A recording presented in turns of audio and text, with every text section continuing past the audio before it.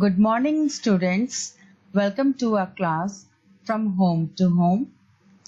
Today we are going to learn about a girl named Anita. It's a true story of her struggle to get education and to be financially independent to support herself, which is told in the lesson Anita and the Honeybee. But before telling you her story, it is important to know why are we reading her story. Actually, it has to do something with literacy. Literacy means ability to read and write. So, national literacy rate for girls over the past 7 years is 44% against boys, which is 75%. National literacy rate is particularly down in the northern Hindi-speaking states, which ranges between 33 to 50%. So, UNICEF is helping the government to improve literacy level in the states that have the largest number of out-of-school children or dropouts. With a focus on girls from most disadvantaged communities which have highest level of illiteracy. The full form of UNICEF is United Nations Children's Fund. UNICEF is an agency of the United Nations focused on protecting the welfare and the rights of children and women around the world. Anita is a girl star.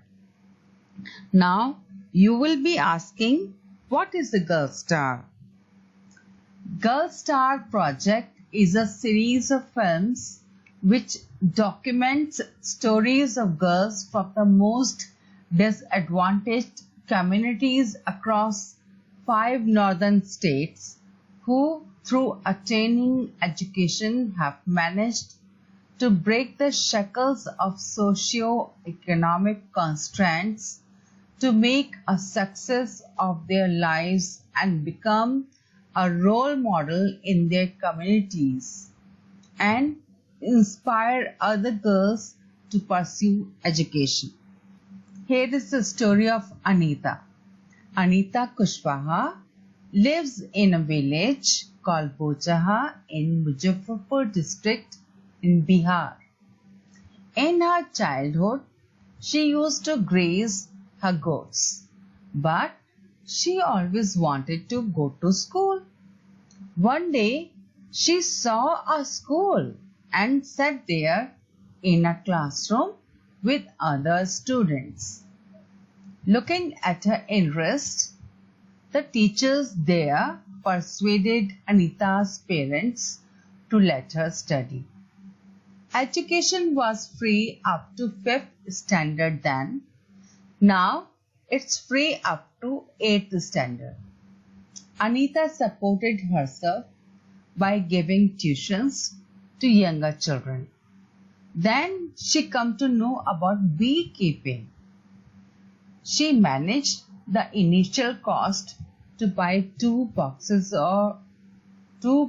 for honeybee keeping. Sooner, with her toil and efforts, her business expanded. Now, she studies in college and is a wholesaler of honey. This is where Bihar is situated. Take note as you will be asked to locate Bihar in the map of India. Anita was able to get her free education. It was possible due to RTE Act. Now, what is RTE Act? It is Right to Education Act 2009. It is free and compulsory education provided to each and every child in the age group of 6 to 14 years. Let's calculate approximately how much money you spend on your education in a year, and let's Let's just compare it with that of Anita's. As you know, she was able to get education due to the fact that Government of India provides free and compulsory education to all the children. It was 5th standard then, and now it is up to 8th standard. So, do you think Anita has the same expenditure? No.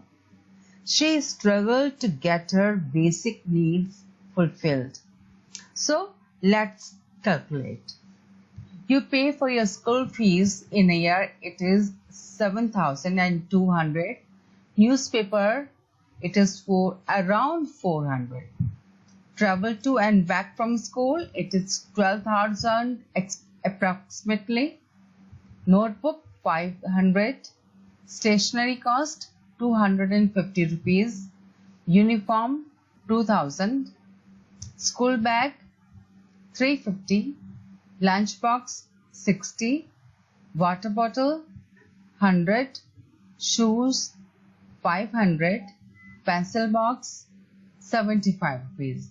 So the total is around 23,435 rupees. This is the cost of your education in a year. Let's talk about discrimination against girls prevailing in our society and mostly in rural India. What most people think that the girls will get married and go to other family. Money spent on their education will not benefit the family of the girl. Orthodox families won't allow their girl child to go out of the house. They want the girls to learn and do household chores which can be useful later. And illiterate parents don't understand the value of education. Anita was the beekeeper. Let us know some interesting facts about bees. Bees pollinate 80% of the world's plants, including 90 different food crops. 30% of the food we eat is thanks to these bees. Some other facts about bees, it is surprisingly bees never sleep. They live in a colony. They are good pollinators. They produce honey and wax. They sting once in their lifetime. There are 3 types of bees: queen bee, male bee, worker bee. And bee lay eggs from October to December. Now some uses of honey. It is effective in the treatment of various wounds and infection because of its antimicrobial, means antibacterial, antiviral and antifungal properties.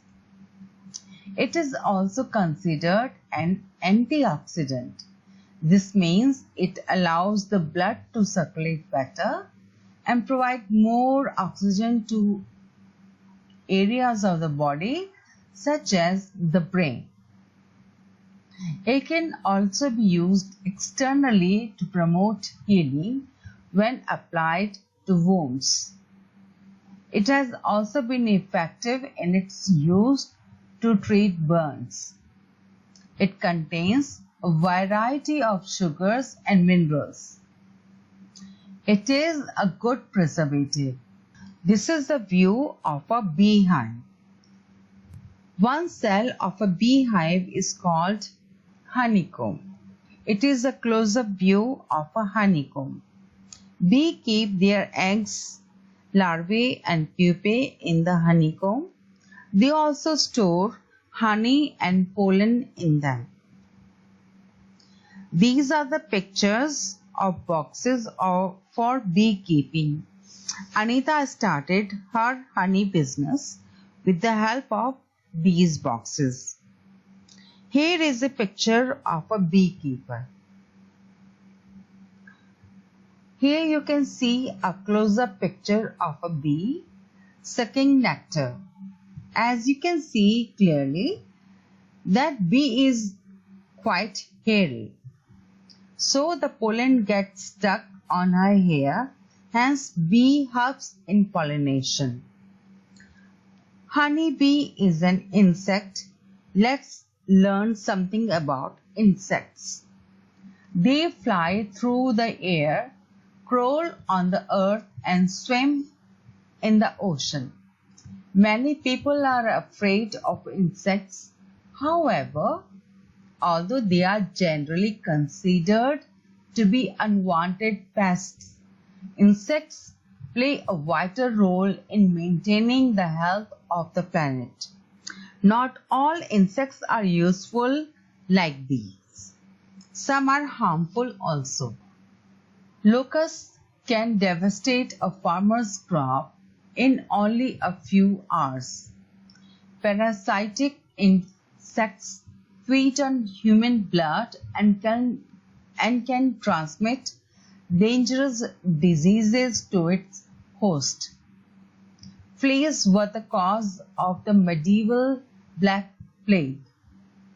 Lice infest human hair and cause severe itching. Female mosquitoes use human blood to fertilize their eggs.